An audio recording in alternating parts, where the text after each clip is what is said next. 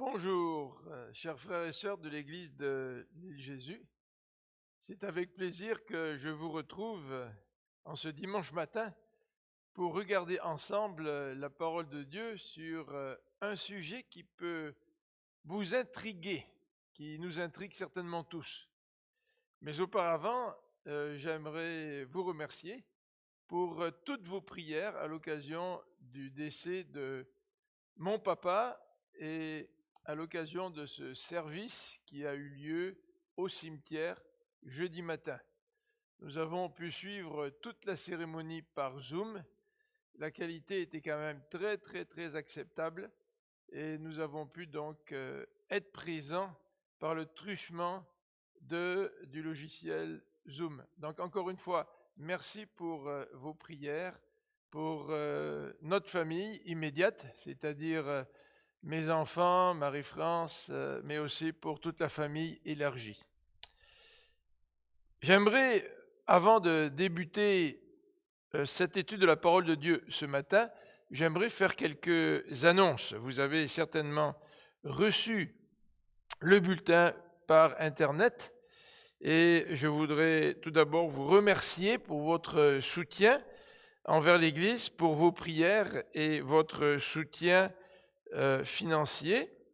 Nous avons mis sur le bulletin une mise à jour, nous avons fait une mise à jour des sujets de prière et vous voyez que notre frère Éric et son épouse Pascal vont bien. Éric a été testé il y a une semaine pour le Covid, le résultat a été négatif, mais un deuxième test s'est révélé positif, donc il semblerait qu'il a encore des restes du virus à l'intérieur de son corps, et à cause de cela, il ne peut pas travailler, même s'il est en excellente forme. Donc il attend encore une fois des résultats de test pour cette fin de semaine. Vous avez aussi certainement vu dans le bulletin que notre sœur Monique a été transférée à l'hôpital juif pour la rééducation. Donc merci Seigneur, elle est en voie de guérison de la Covid et maintenant elle peut passer à une autre étape, c'est celle de la rééducation. Donc vous avez les sujets habituels, priez pour tous ceux qui travaillent dans le domaine de la santé, vous retrouverez tous les noms dans le bulletin. J'aimerais faire quelques annonces particulière, le service d'aide pour les impôts. Vous savez que depuis plusieurs années, notre Église participe dans un projet gouvernemental pour offrir de l'aide à ceux dont les revenus sont inférieurs à un maximum. Et nous avons une équipe de bénévoles qui font les revenus d'impôts pour ceux qui en ont besoin. Donc ce service va reprendre. En fait, il a déjà repris.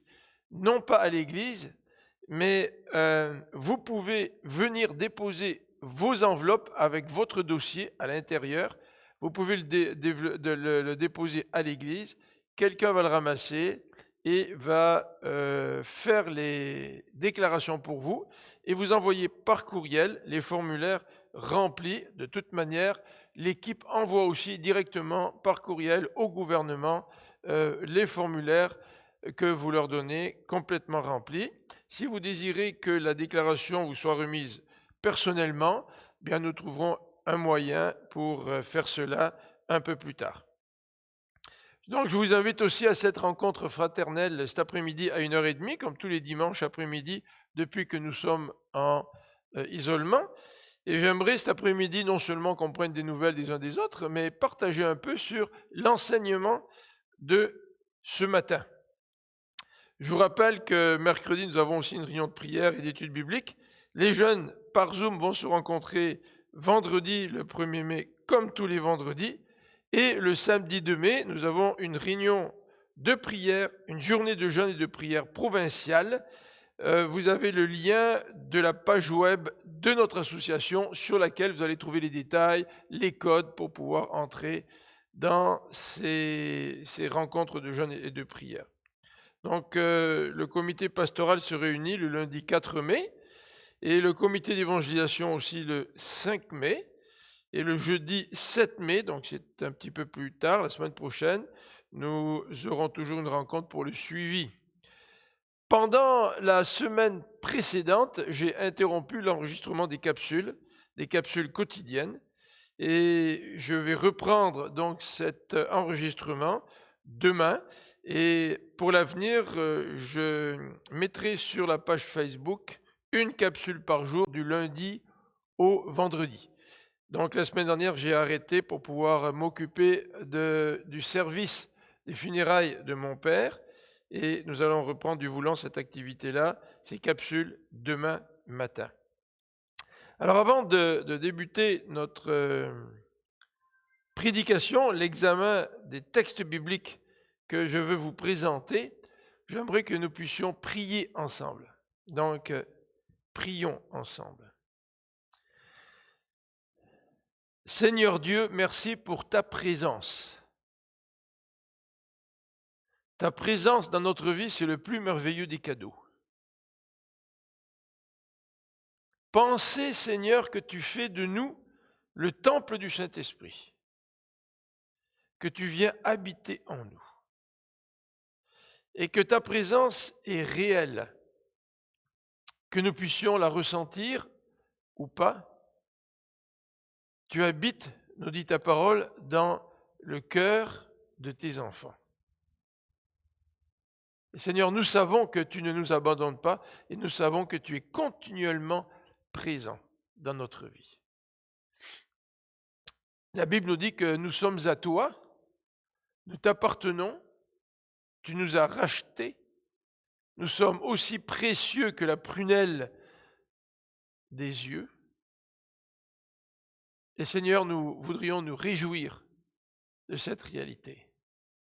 Que nos circonstances soient difficiles, que nous vivions dans la joie ou la tristesse, que Seigneur, nous nous sentons heureux ou nous sentons découragés, quelles que soient nos émotions, nous pouvons être certains que tu nous accompagnes et que tu es avec nous. Donc Seigneur, c'est une vraie grâce, parce que nous ne méritons pas, c'est une grâce que tu nous offres en Jésus-Christ, par son pardon. Et nous voulons te remercier, Seigneur, pour cette grâce immense. Nous voulons te prier pour tous ceux qui trouvent le confinement difficile, que Seigneur, tu puisses nous donner encore de la patience, que tu puisses, Seigneur, être avec nos gouvernements qui prévoient un plan d'ouverture de la société, de la reprise de la vie sociale, de la vie économique. Seigneur, que tu puisses donner sagesse à nos dirigeants. Et Seigneur, nous voulons te prier pour notre communauté, pour tous ceux et celles qui souffrent d'une manière que ce soit. Cela peut être physiquement. Nous te remercions pour Monique, Éric, Pascal, que tu as guéri de ce virus. Nous te prions pour ceux qui souffrent d'autres maux, que tu puisses les encourager, que tu puisses être avec eux. Que, Seigneur, ils puissent être convaincus de ta présence et de ta force. Seigneur, nous voulons te prier aussi pour tous nos frères et sœurs qui travaillent dans le domaine médical et ceux qui s'occupent des services essentiels. Seigneur, que là aussi, tu puisses les protéger, tu puisses renouveler nos forces, que tu puisses nous donner une espérance, une nouvelle vision, l'espoir qui est en Christ, que tu puisses, Seigneur, le déposer dans notre cœur, afin que tout cela puisse être une source d'encouragement pour chacun d'entre nous. Donc, Seigneur, je te remercie aussi pour les offrandes que nos frères et sœurs fidèlement amènent à l'Église, de différentes façons maintenant, bien sûr. Mais nous voulons te remercier parce que c'est toi qui nous permets de garder notre travail, qui nous permet d'avoir des revenus. Et pour ceux qui souffrent, parce que économiquement, ils ont peut-être perdu leur travail ou ils ont peut-être moins de revenus, Seigneur, nous te prions pour que tu prennes aussi soin d'eux et qu'ils puissent toujours garder espoir en toi. Merci pour le gouvernement que nous avons qui déploie ou qui offre toutes sortes d'aides à la population. Nous voulons te remercier pour cela, Seigneur, aussi. Et maintenant, nous te prions d'ouvrir notre cœur pour que tu nous aides à comprendre, non seulement avec notre tête, mais aussi avec notre cœur, le message de ta parole aujourd'hui. C'est au nom de Jésus que nous te prions. Amen.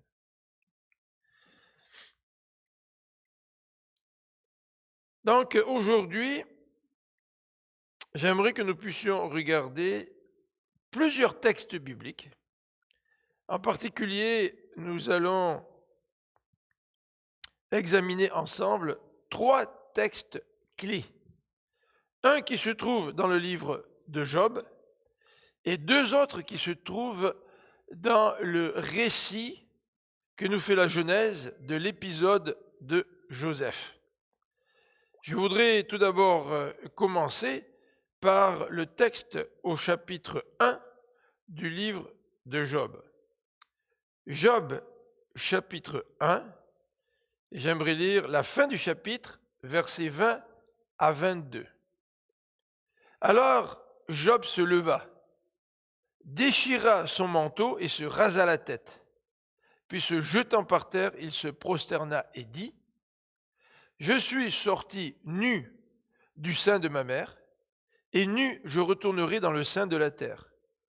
L'Éternel a donné, et l'Éternel a ôté, que le nom de l'Éternel soit béni. » En tout cela, Job ne pécha point et n'attribua rien d'injuste à Dieu.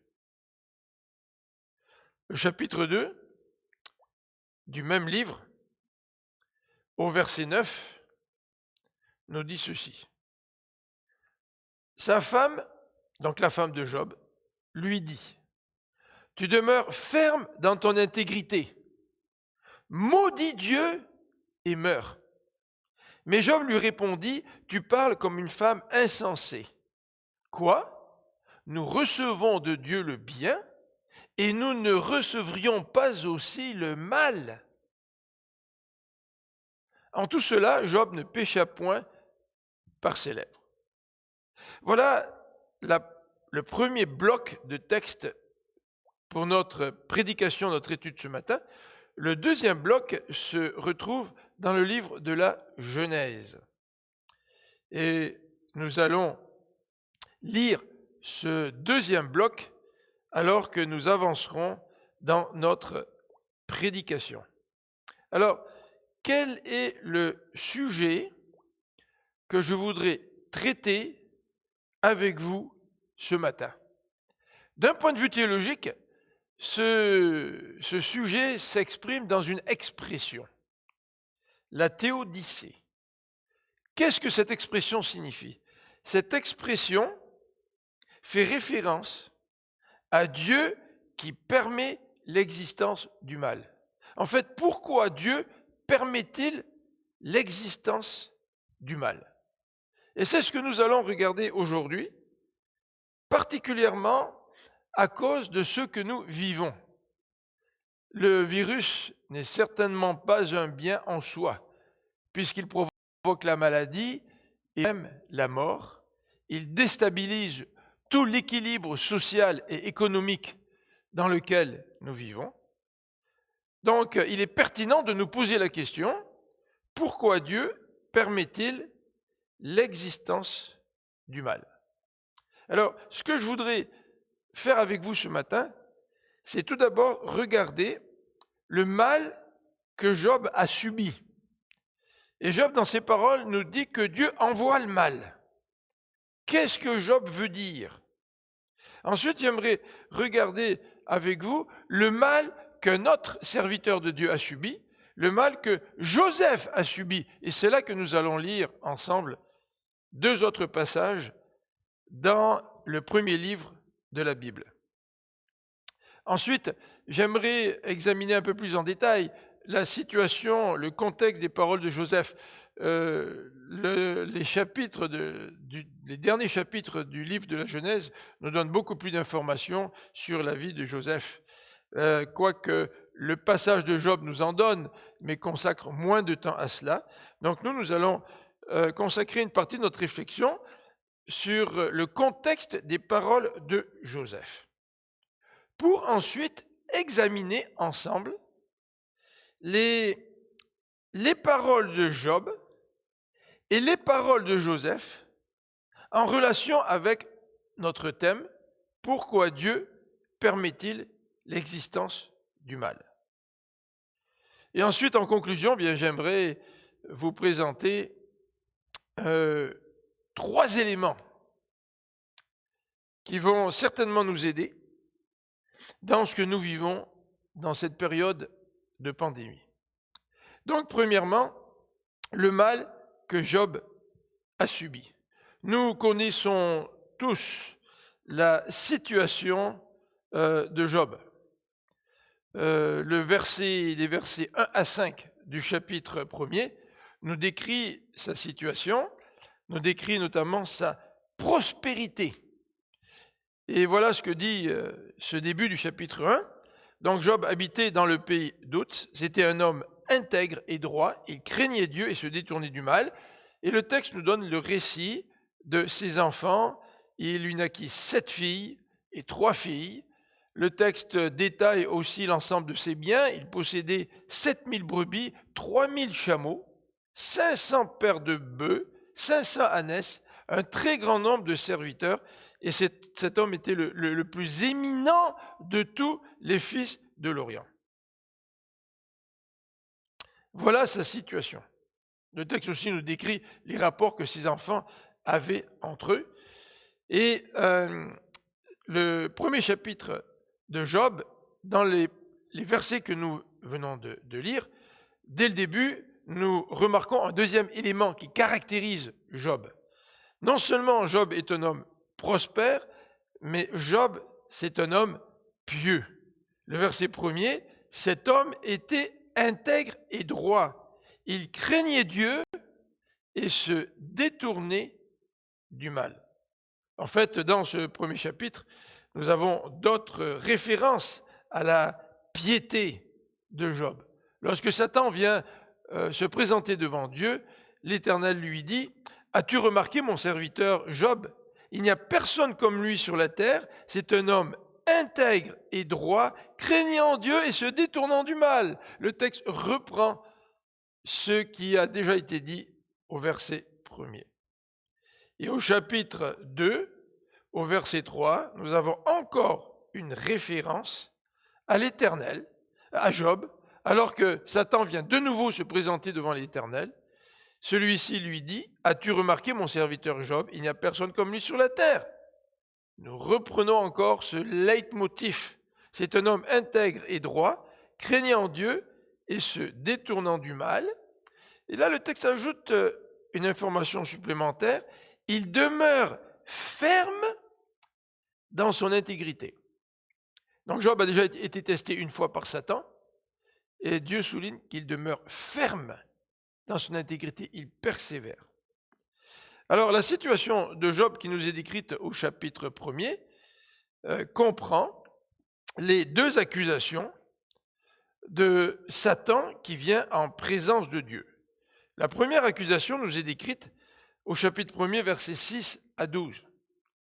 Et Satan vient se présenter au milieu des fils de Dieu, et l'Éternel interpelle Satan qui vient de parcourir la terre, de s'y promener, et Dieu de faire remarquer à Satan qu'il n'y a aucun autre serviteur comme Job sur la surface de la terre.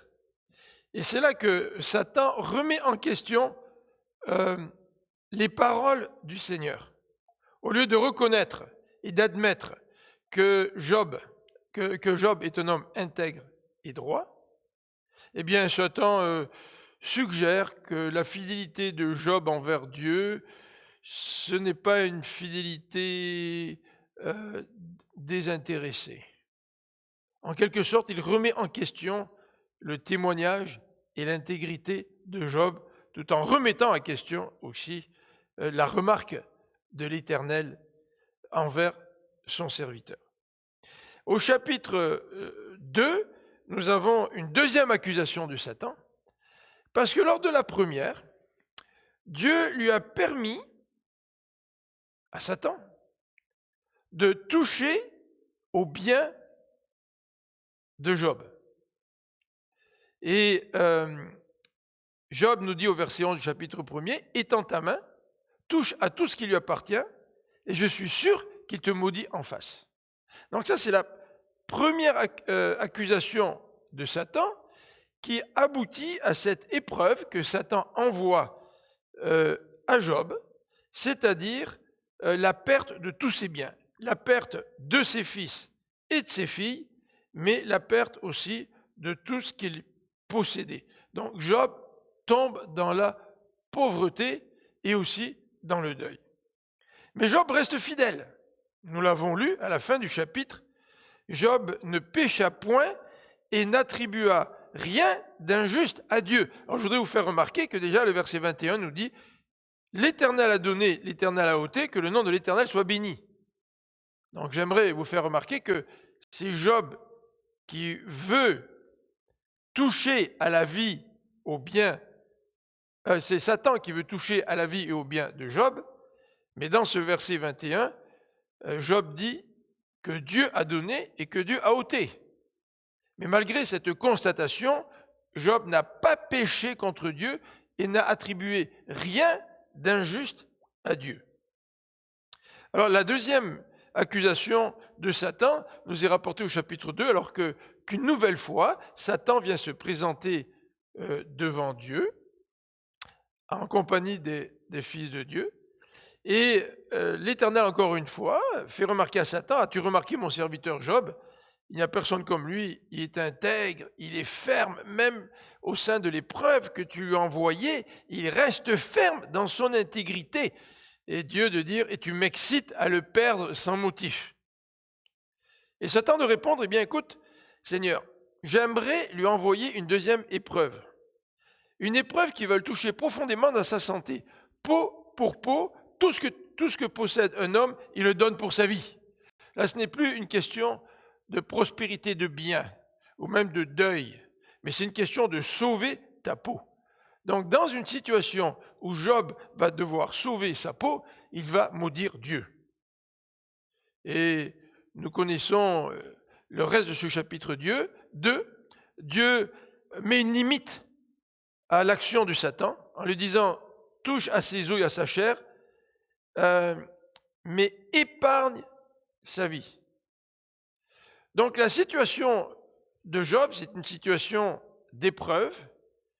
Il perd ses biens, il perd sa santé, et l'épreuve de Job continue aussi au verset 9 et 10, puisque sa propre épouse, face à la situation, s'étonne que Job demeure ferme dans son intégrité, et elle lui dit ceci, « Maudit Dieu » au verset 9, et meurt.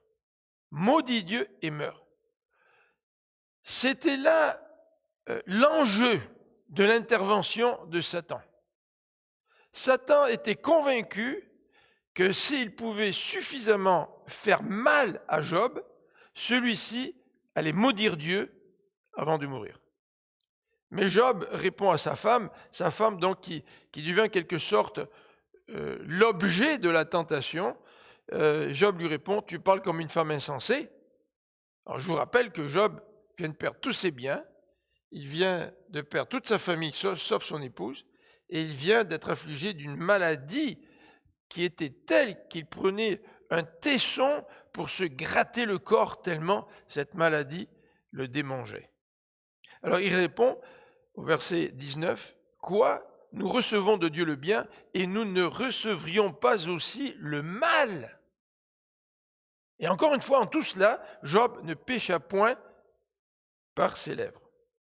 Alors, c'est le premier texte que nous allons regarder ensemble un petit peu plus tard dans notre étude de ce passage. Donc voilà le mal que Job a subi. Donc ce n'est pas une petite épreuve. Bien sûr, quand nous sommes dans l'épreuve, notre épreuve est toujours importante. Mais il nous faut quand même admettre que certaines épreuves sont moins difficiles que d'autres. Et celle de Job semble être une épreuve ou semble être des épreuves extrêmes. Il est tombé dans une extrémité auquel il n'avait probablement jamais pensé. Deuxième élément que je voudrais regarder, c'est le mal que Joseph a subi. Nous allons donc étudier en parallèle ces deux textes, le texte de Job et les textes qui se trouvent dans Genèse, la fin du livre de la Genèse. Donc Genèse, à partir du chapitre 37, nous ne lirons pas évidemment tous les chapitres, mais nous y ferons référence pour que nous puissions avoir des points de repère dans le récit de la vie de Joseph.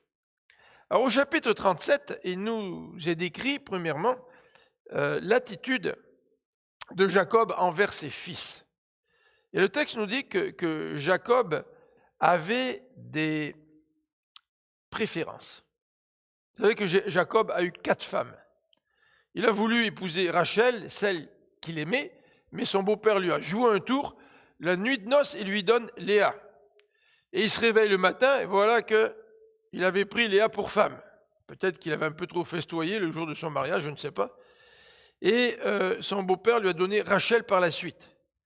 Mais dans l'histoire de la vie de Jacob, le texte biblique nous dit que Dieu a béni Léa, parce que Léa n'était pas aussi aimée que Rachel. Et Léa avait des enfants, tandis que Rachel n'en avait pas. Mais par la suite, Dieu a exaucé Rachel et lui a permis d'avoir un enfant qui s'appelle Joseph. Il lui a permis aussi d'avoir un deuxième fils, le dernier, qui s'appelle Benjamin.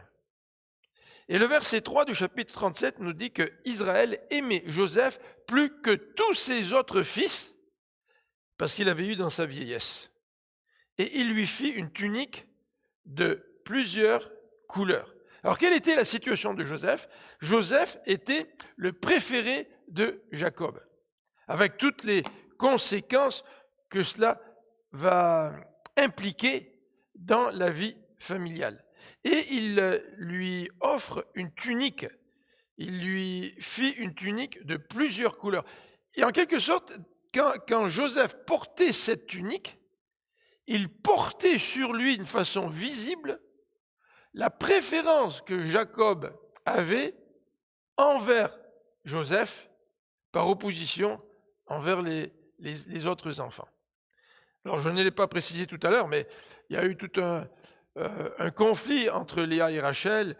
Chacune a pris ses servantes pour essayer d'avoir des enfants au travers de leurs servantes, pour avoir chacune voulait avoir plus d'enfants que l'autre. Mais toujours est-il, les 10 autres enfants qui donc représentaient les enfants de Léa, petite servante, eh bien, pouvaient très bien être jaloux de la situation de Joseph. En fait, le verset 4 nous dit « Ses frères virent que leur père l'aimait plus que tous, et le prirent en haine, ils ne pouvaient lui parler avec amitié. » Parfois, lorsque nous préférons un enfant, nous essayons de ne pas trop le démontrer. Jacob, lui, l'avait très clairement démontré en offrant cette tunique de plusieurs couleurs. Au verset 5 à 11 de ce même chapitre, nous avons le récit des songes de Joseph. Alors, vous vous rappelez certainement ces songes. Joseph voit des gerbes au milieu d'un champ, sa gerbe se tient debout et toutes les autres gerbes qui l'entourent se prosternent devant elle. Évidemment, dans le rêve de Joseph, les autres gerbes représentent sa famille. Alors imaginez-vous dans un contexte où ses frères le haïssent, où il est le préféré de son père, voilà que Joseph va raconter ce rêve aux membres de sa famille, et il en rajoute un peu plus. Il va aussi raconter un autre songe. Celui-ci est en rapport avec le soleil, la lune et les 11 étoiles qui se prosternent devant lui.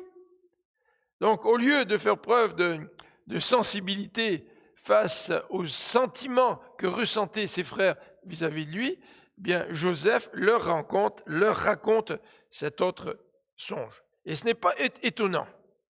Ce n'est pas étonnant que le texte, à partir du verset 12 jusqu'au verset 36, nous relate le complot de ses frères. Alors, certains pensent que Joseph avait environ 17 ans lorsque son père l'a envoyé vers ses frères qui gardaient les troupeaux assez loin de la maison.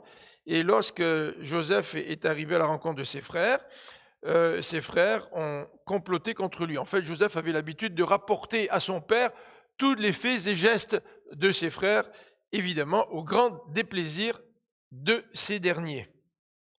Ils se dirent l'un à l'autre, nous dit le verset 19, « Voici le faiseur de songes qui arrive. Venez maintenant, tuons-le, jetons-le dans une des citernes. Nous dirons qu'une bête féroce l'a dévoré, et nous verrons ce que deviendront ces songes. » Vous voyez, la question des songes, il restait profondément gravé dans le cœur de ses frères. Alors Ruben l'a délivré de leurs mains. Il a suggéré plutôt de jeter Joseph dans une citerne avec l'intention de venir le libérer plus tard pour le ramener à son père. Alors voilà le complot des frères. Voilà la situation de Joseph, sa situation familiale. Mais le texte de la Genèse, après un intermède au chapitre 38, va reprendre le récit de la vie de Joseph au chapitre 39, qui va nous décrire l'épreuve de Joseph. Or, la fin du chapitre 37 nous dit que lorsqu'une caravane est passée, Judas a suggéré de faire sortir Joseph de la citerne et de le vendre comme esclave à une caravane qui se dirigeait vers l'Égypte. Et la fin du chapitre 37 nous dit que Joseph arrive en Égypte et devient l'esclave de Potiphar, un soldat de la garde de Pharaon. Et le chapitre 39 nous décrit la situation de Joseph qui est esclave de Potiphar. Alors, être esclave, ce n'est pas une situation très réjouissante. Quand on est né libre et qu'on devient esclave, c'est peut-être encore plus difficile que d'être né esclave. Mais toujours est-il, Dieu bénit Joseph qui obtient la confiance de son maître Potiphar, qu'il établit comme gestionnaire, comme intendant sur toute sa maison et tout ce qu'il possédait. Et Dieu bénissait Joseph.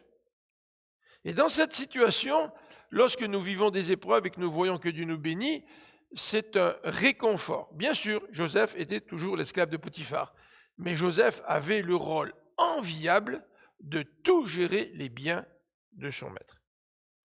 Et vous connaissez l'histoire de Joseph.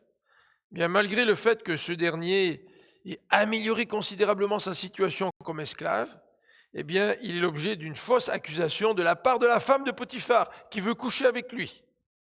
Et Joseph résiste en disant « Non, mon maître m'a tout donné. J'ai l'autorité sur la gestion de toute sa maison, tous ses biens, mais je ne peux pas prendre la femme de mon maître. » Et devant le refus de Joseph, la femme de Potiphar l'a faussement accusé d'avoir couché avec lui, ce qui va provoquer, vous en doutez certainement, la colère de Potiphar lorsque sa femme lui présente cette fausse accusation. Et Potiphar décide de faire jeter Joseph en prison. Alors, vous voyez comme l'épreuve de Joseph, c'est une épreuve en dents de scie. Il est vendu comme esclave alors qu'il est un homme libre. Donc là, c'est vraiment l'épreuve, la déchéance. Mais Dieu le bénit de telle sorte que on dirait que la vie de Joseph remonte. Il acquiert un standing, il acquiert une position, il gère tous les biens de son maître. Et voilà que face à cette fausse accusation, de nouveau, c'est l'épreuve. De nouveau, c'est le baril, le fond du baril. Il se retrouve en prison. Et là encore, nous voyons qu'en prison, dans les versets chapitre 39, verset 21 jusqu'à la fin du chapitre 40, nous voyons que Dieu est avec Joseph. Et Dieu améliore sa situation. Dieu fait en sorte que toute l'administration de la prison lui soit confiée. Et nous avons au chapitre 40 ce récit du panetier et de l'échanson, des serviteurs du Pharaon qui sont jetés en prison et qui ont des rêves. Et Joseph interprète les rêves de ces deux hommes en disant à l'échanson, tu vas être rétabli au service de Pharaon, et en disant au panetier, toi, tu vas être condamné à mort. Et Joseph de dire à les chansons, bien, lorsque tu vas retrouver ton rôle auprès de Pharaon, pense à moi. Pense à moi qui suis ici en prison. Le mal que Joseph a subi, c'est un mal qui a duré, si vraiment il avait 17 ans, lorsque son père l'a envoyé prendre des nouvelles de ses frères qui gardaient les troupeaux. Le texte biblique nous dit que Joseph est sorti de la prison pour aller interpréter le rêve du Pharaon à 30 ans. Donc le mal que Joseph a subi a duré 13 ans. Nous venons de résumer la situation de deux individus qui ont subi un mal particulièrement atroce. Le mal de Job, qui perd tous ses biens et qui perd toute sa famille, sauf sa femme, et le mal que Joseph a subi. Alors, j'aimerais regarder avec vous le contexte des paroles que nous allons examiner dans la Genèse. Dans la Genèse au chapitre 45, et j'aimerais que vous puissiez suivre avec moi, dans Genèse au chapitre 45, nous retrouvons ces paroles tout à fait surprenantes lorsque Joseph se fait reconnaître à ses frères. Voilà ce que dit Joseph au verset 4. « Je suis Joseph, votre frère, que vous avez vendu pour être mené en Égypte. Maintenant, ne vous affligez pas et ne soyez pas fâchés de m'avoir vendu pour être conduit ici. Car c'est pour vous sauver la vie que Dieu m'a envoyé devant vous. » Encore au verset 7. « Dieu m'a envoyé devant vous pour vous faire subsister dans le pays. » Verset 8. « Ce n'est pas donc vous qui m'avez envoyé ici, mais c'est Dieu. » Surprenante parole dans la bouche d'un homme qui a été l'objet du mal causé par ses frères et qui est passé au travers d'épreuves qui ont duré plus de 13 ans.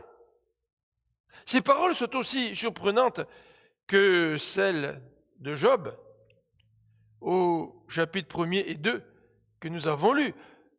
Dieu donne, Dieu ôte, chapitre 2, nous recevons le bien de Dieu. À combien plus forte raison ne devrions-nous pas recevoir le mal de Dieu? Ce sont des paroles surprenantes.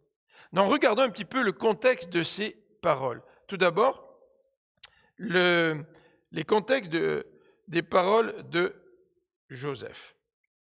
Alors, Joseph se fait reconnaître par ses frères. Le récit, nous le retrouvons au chapitre 42. Et pour résumer un petit peu le tout, je voudrais décrire un petit peu le contexte dans lequel Joseph se fait reconnaître par ses frères. Premièrement, Joseph a expliqué les songes du Pharaon. Et les songes du Pharaon faisaient allusion à une famine qui suivrait 7 années de prospérité. Et suite à l'interprétation du songe, Pharaon fait de Joseph son bras droit, en quelque sorte le premier ministre du pays, et lui confie la responsabilité de ramasser les récoltes et de les entreposer pour pouvoir faire face aux 7 années de disette qui allaient suivre, les 7 années de récolte et de profit. Donc, Joseph est à la tête du pays d'Égypte, et lorsque la famine frappe ce pays, bien la famine frappe aussi le pays de Canaan, où habitent Jacob et ses enfants. Et Jacob, ayant appris qu'il y avait du blé en Égypte, envoie ses fils pour aller acheter du blé.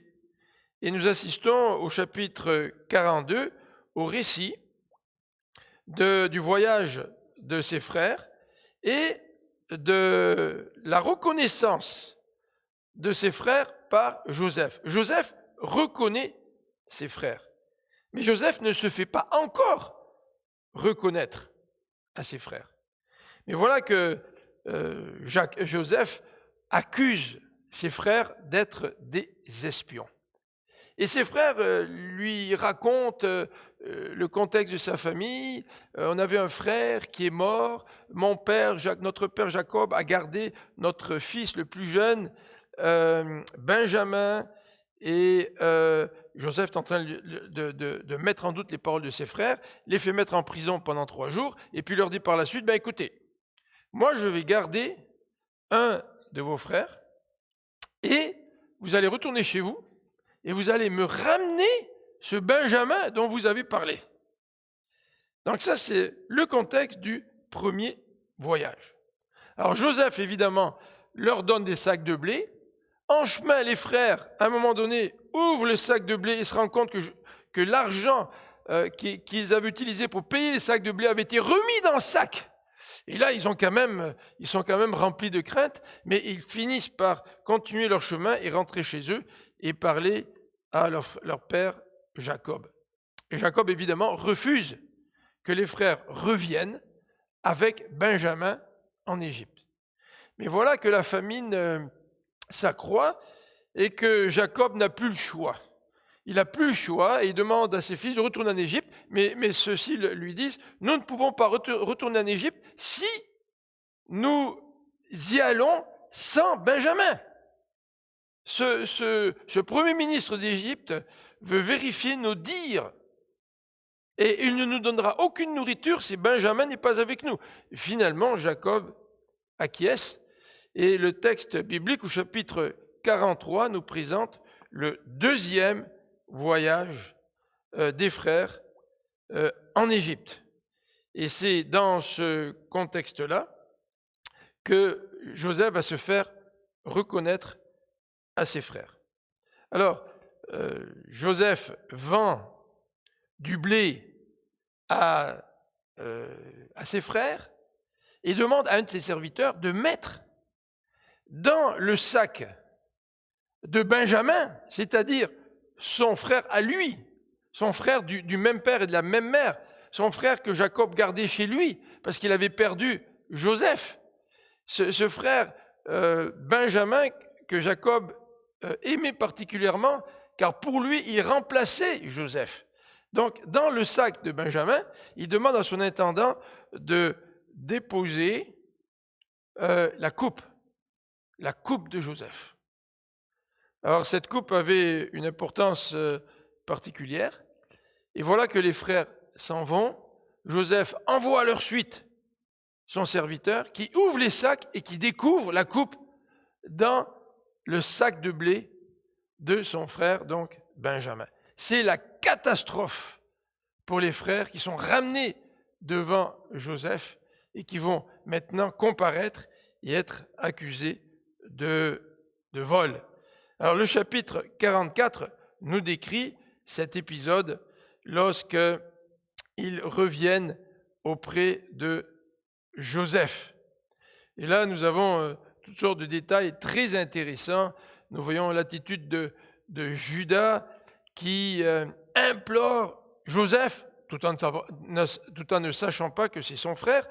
Il implore Joseph et il est même prêt, Judas, lui qui voulait tuer Joseph, il est même prêt à protéger son frère Benjamin.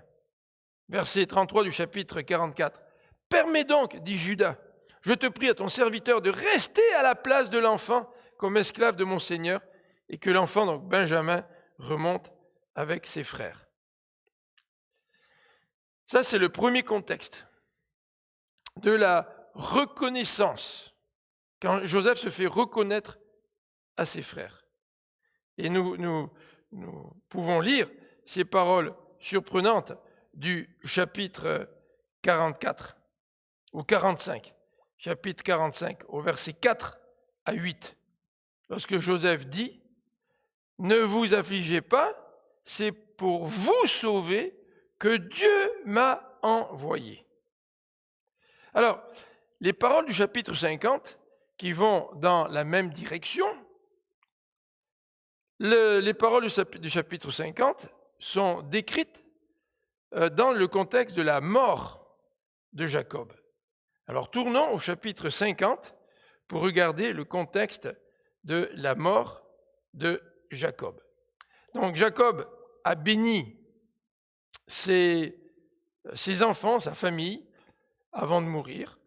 Et le verset 15 nous dit, quand les frères de Jacob virent que leur père était mort, donc c'est le chapitre 50, verset 15, quand les frères de Joseph virent que leur père était mort, ils dirent, si Joseph nous prenait en haine, il nous rendait tout le mal que nous lui avons fait. Et ils firent dire à Joseph, ton père a donné cet ordre avant de mourir. Vous parlerez ainsi à Joseph. Oh, pardonne le crime de tes frères et leur péché, car ils t'ont fait du mal. Pardonne maintenant le péché des serviteurs du Dieu de ton père. Joseph pleura en attendant ces paroles. Ses frères vinrent eux-mêmes se prosterner devant lui et lui dire, nous sommes tes serviteurs, tes esclaves en fait. Joseph leur dit, soyez sans crainte, car suis-je à la place de Dieu? Vous avez médité, vous avez planifié de me faire du mal, et Dieu l'a planifié en bien. En fait, dans la Bible du Semeur, il est dit, vous avez médité de me faire du mal, Dieu l'a changé en bien. Donc la Bible du Semeur emploie deux verbes différents, mais dans l'original, il s'agit de deux verbes identiques. C'est-à-dire, vous avez médité, vous avez planifié de me faire du bien, ben Dieu, lui, a planifié, a médité pour tourner ça en bien. Alors Dieu l'a changé en bien pour accomplir ce qui arrive aujourd'hui, pour sauver la vie à un peuple nombreux. Soyez donc sans crainte, je vous entretiendrai, vous et vos enfants. Et il les consola en parlant à leur cœur. Voilà le contexte de ces paroles surprenantes. Vous avez médité de me faire du mal, mais non, c'est Dieu qui l'a médité, qui l'a planifié en bien. Quel est le contexte? Eh bien, le verset 16 nous dit que Joseph vient de mourir, et même si Jacob vient de mourir, et même si Joseph avait déjà pardonné à ses frères, ceux-ci ont peur. Ils remettent probablement en doute le pardon de Joseph. Et se disent, peut-être que Joseph nous a pardonné à cause de Jacob, à cause de papa. Mais maintenant que le père est décédé, Joseph va changer d'idée et là maintenant nous allons y goûter. Et ils mettent sur pied une stratégie. C'est la stratégie des frères, versets 16 et 17. Alors, ils emploient des intermédiaires. Ils n'osent pas venir directement s'adresser à Joseph. Ils emploient un ou des intermédiaires. Ils firent dire à Joseph. Alors voilà ce que l'intermédiaire transmet à Joseph. Ton père a donné cet ordre avant de mourir. Alors, la question que nous pouvons nous poser, c'est la suivante. Est-ce que c'est une histoire inventée? Est-ce que c'est vrai que Jacob, avant de mourir, a donné un ordre à ses fils en disant « Vous allez parler ainsi à Joseph ». Est-ce que c'est vrai? Est-ce que Jacob voulait que ses fils aillent voir Joseph en lui demandant de pardonner leurs crimes et leurs péchés? En tout cas, quand on lit le texte de la Genèse, nous n'avons aucun indice à ce sujet. Dans le chapitre 45, lorsque les frères retournent chez eux et disent à Jacob que Joseph est vivant, les frères ne confessent pas à leur père que c'est eux qui ont fait disparaître Joseph. En tout cas, le texte biblique n'en parle pas. Et lorsque Joseph bénit toute sa famille, au chapitre 50, ou même au chapitre 49 ou 50, il n'y a aucune référence au comportement des frères envers Joseph. Probablement que pour Jacob, tout cela était réglé. Mais pour les frères, tout n'était pas réglé. Donc, est-ce que c'était une histoire inventée de la part des frères? Est-ce que vraiment Jacob aurait dit à ses 10 enfants, une fois que je suis mort, allez voir Joseph pour implorer sa pitié? J'en doute. Toujours est-il, c'est que dans ce contexte, nous voyons au verset 17 et 18 une vraie repentance de la part des frères de Joseph. Vous savez, parfois, nous pouvons être absolument sincères dans notre repentance, mais sans avoir la foi nécessaire dans le pardon. Et lorsque nous nous repentons sans la foi, c'est terrible. Parce que sans la foi au pardon de Dieu, nous ne sommes pas délivrés de notre péché, même si nous nous repentons. Et ces frères, au verset 17, sont très très clairs dans leur vocabulaire. Pardonne le crime, pardonne le péché. Ils sont extrêmement clairs dans le vocabulaire qu'ils utilisent. Il s'agit d'une vraie repentance. Et les serviteurs même viennent à ses pieds au verset 18, ses frères viennent à ses pieds au verset 18 en disant « Nous sommes tes esclaves ». Vois combien nous sommes sincères dans notre attitude devant toi, Joseph. Nous sommes prêts même à devenir tes esclaves. Non, Joseph n'a pas envie qu'ils deviennent ses esclaves. Joseph avait déjà pardonné. Et c'est peut-être pour cela que Joseph a pleuré en entendant ces paroles. Il a peut-être été profondément attristé de voir que ses frères n'ont pas compris la portée du pardon qu'il leur accordait. Alors, on va passer au dernier point, c'est l'examen des paroles de Job et de Joseph concernant cette question. Pourquoi Dieu permet-il l'existence du mal? Pourquoi Dieu permet-il l'existence du mal? Bien, revenons un peu au texte de Job, puisque nous regardons ces deux textes en parallèle. Revenons au texte de Job, en particulier au chapitre 2, verset 10. Donc revenons au texte de Job. Et constatons que pour Job, il y a une évidence. Il y a une évidence. Lorsque sa femme lui dit, dans ton intégrité, là, maudit Dieu et meurs, Job répond en disant, tu parles comme une femme insensée. Quoi? Nous recevons de Dieu le bien et nous ne recevrions pas aussi le mal? Que Dieu envoie le mal semble être une évidence pour Job. Alors il nous faut remarquer que Job ignore le rôle de Satan. Nous, les lecteurs, nous sommes privilégiés, parce que l'auteur nous présente le contexte. Le Seigneur, dans sa cour céleste, Satan qui vient, qui accuse Job une fois, qui reçoit de Dieu l'autorisation de lui enlever tous ses biens et ses enfants. Il vient une deuxième fois, Satan qui reçoit l'autorisation maintenant de frapper Job dans sa santé. Job ignore tout cela. Mais pour Job, il semble que c'est une évidence que le bien vient de Dieu et que le mal vient aussi de Dieu. Le problème de Job dans son livre n'était pas d'accepter que le mal soit aussi envoyé par Dieu. Mais le problème de Job dans son livre, c'est que le juste puisse souffrir. Comment ça se fait que le juste peut-il souffrir? Et Job va, à plusieurs reprises dans son livre, vouloir se présenter devant Dieu et plaider sa cause devant Dieu.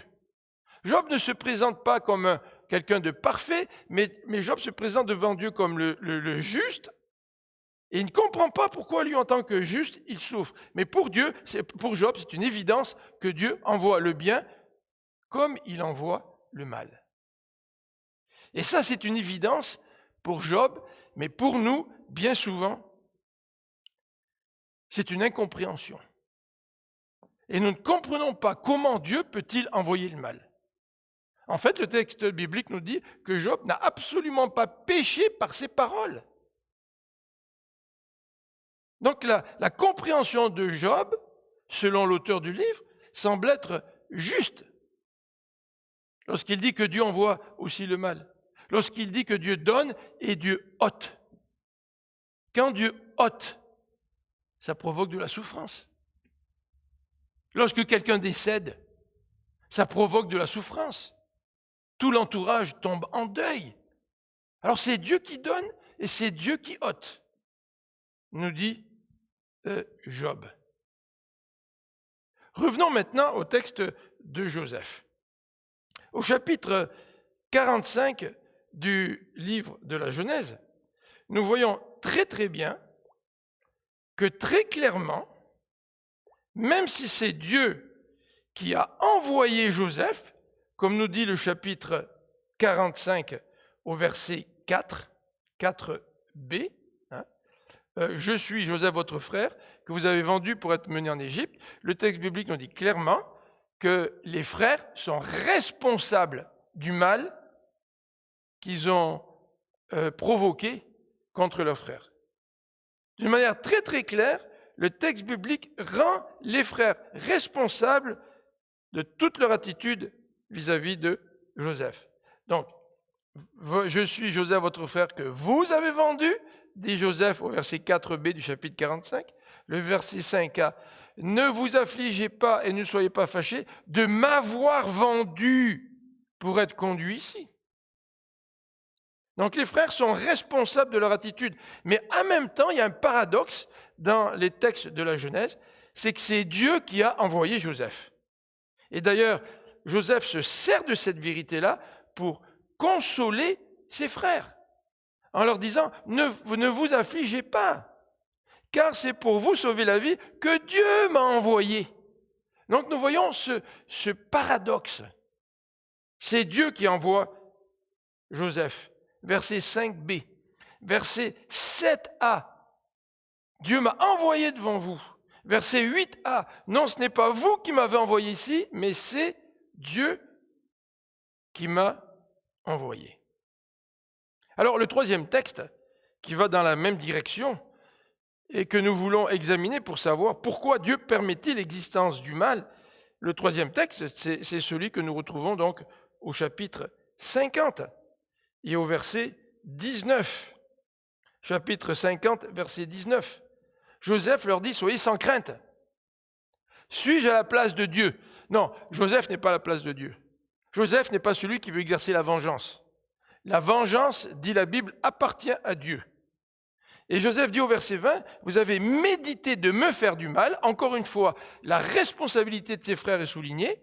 Mais encore une fois, Joseph, très clairement, nous dit, Dieu l'a médité en bien. C'est-à-dire que Dieu a voulu que cela arrive pour sauver la vie à un peuple nombreux. Dieu a voulu ce mal dans la vie de Joseph pour pouvoir accomplir du bien et sauver toute la famille de Jacob de la famine. Le plan de Dieu. Dans son plan, Dieu envoie le malheur. Et pourquoi Dieu envoie-t-il le malheur? Eh bien, Dieu envoie le malheur pour provoquer du bien. Et ça fait partie du premier point que je voudrais mentionner dans ma conclusion, c'est que Dieu envoie le mal, mais il n'est pas l'auteur du mal. Mais Dieu envoie le mal. Et nous sommes en présence de plusieurs paradoxes là. Nous sommes en présence du fait que Dieu envoie le bien, il donne, puis il ôte. Mais en même temps, la Bible nous dit que même si Dieu envoie le mal, Dieu reste un Dieu juste. Dieu reste un Dieu qui n'est pas l'auteur du mal, même s'il envoie le mal. Conclusion, Dieu transforme le mal en bien. En fait, il y a une réalité dans ce monde pécheur. Et ce monde est pécheur parce que l'homme a péché, parce que l'homme se révolte contre Dieu. Il y a quelques jours, j'ai entendu une interview du pasteur Rick Warren de Saddleback Church en Californie à CNN. Et on lui demandait la question, pourquoi Dieu permet le mal? Et le pasteur de répondre, écoute, si je suis dans mon bain avec un ordinateur IBM devant moi et que je l'échappe dans l'eau et que je me mette en colère contre IBM parce que mon ordinateur est bousillé, mon ordinateur ne marche plus, ben, je ne comprends pas que c'est ma responsabilité de bien prendre soin de l'ordinateur. Si Dieu nous donne des indications sur comment vivre, si Dieu est le créateur de l'univers et que nous faisons fi de toutes ces recommandations et que le monde ne fonctionne plus comme il devrait fonctionner, pourquoi nous retourner contre Dieu et l'accuser? Nous oublions que Dieu est le maître du monde, mais nous oublions aussi que dans ce monde pécheur, nous sommes à la fois victimes et auteurs du mal. Nous sommes à la fois victimes et auteurs du mal. Mais nous pouvons nous rappeler ce que dit Paul dans l'Épître aux Romains, au chapitre 8, verset 28, « Toute chose concourt au bien de ceux qui aiment Dieu. » Dieu envoie le mal. Il n'est pas l'auteur du mal. Mais Dieu, en envoyant le mal, fait en sorte que tout va concourir au bien de ceux qui l'aiment. D'ailleurs, Jacques parle un petit peu de cela quand il nous dit que l'épreuve produit la patience produit la persévérance. Donc Dieu se sert des épreuves pour nous faire grandir en lui.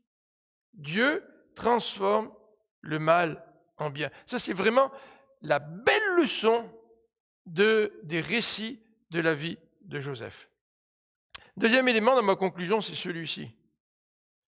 C'est que Jésus-Christ lui-même a été la victime du mal. Ah non, Jésus-Christ n'a pas été l'auteur du mal, Jésus-Christ a été parfait. Mais dans Actes au chapitre 2, lors de sa prédication, l'apôtre Pierre précise à ses auditeurs ceci. Acte 2, verset 23. Cet homme, livré selon le dessein arrêté et selon la prescience de Dieu, vous l'avez crucifié, vous l'avez fait mourir par la main des impies. Encore une fois, ce paradoxe. Qui est responsable de la mort de Jésus? Les Juifs. Vous l'avez crucifié. Les responsables juifs qui l'ont fait arrêter.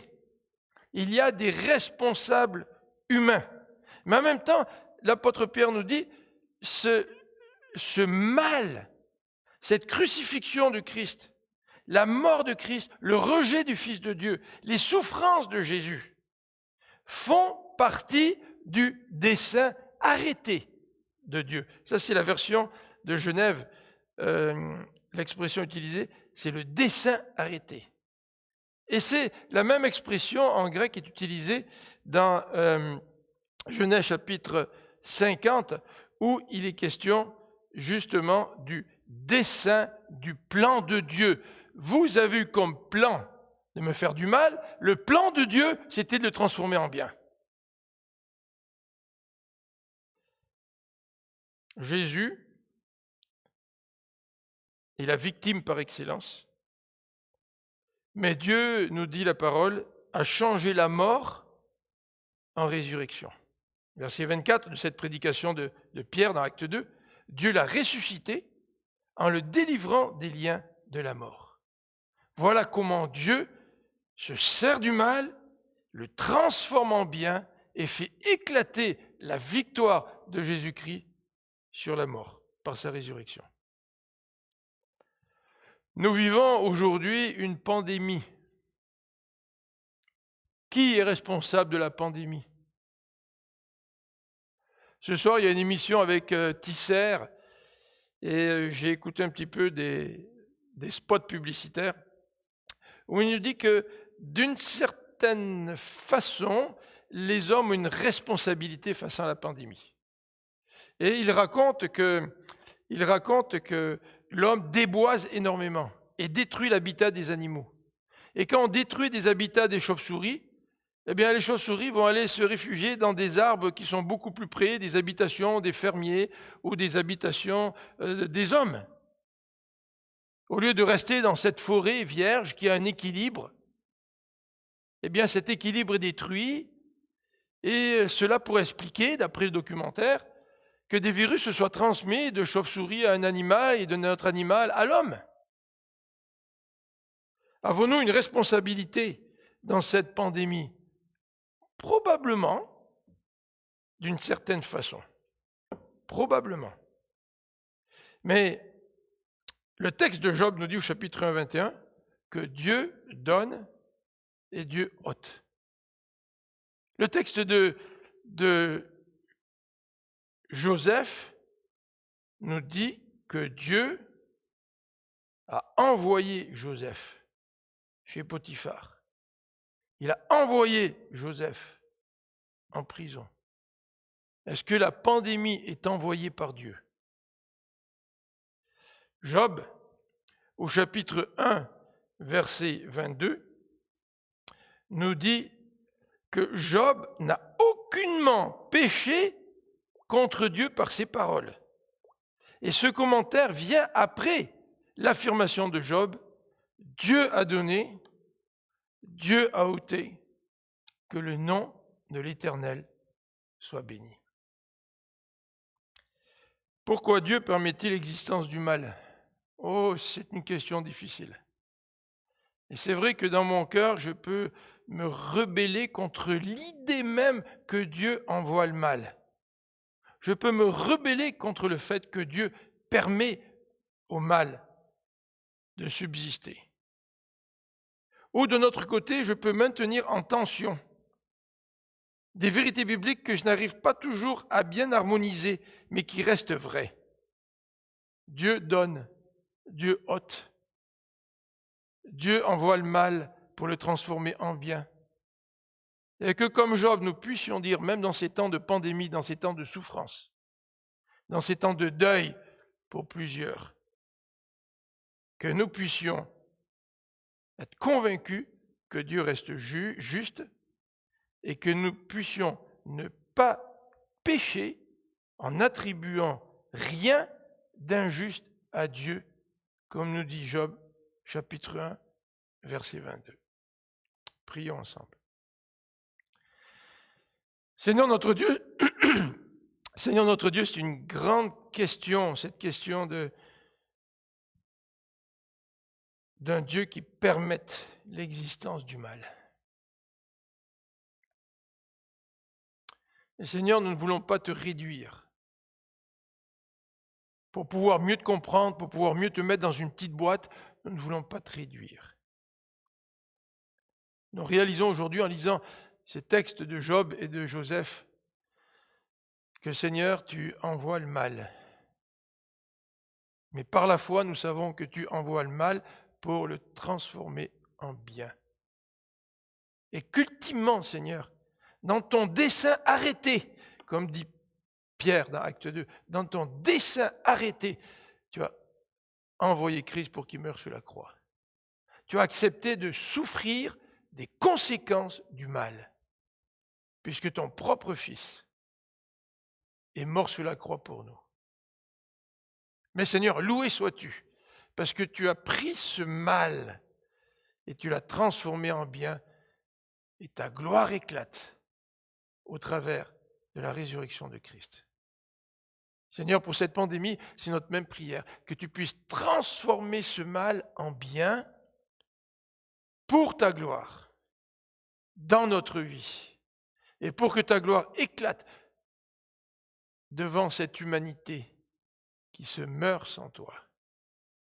Donc Seigneur, ce matin, même si nous avons de la difficulté à tout comprendre, même si c'est un sujet avec lequel nous nous battons peut-être encore, nous voulons dire comme Job, loué sois-tu, que toi, l'Éternel, que tu sois béni. Amen.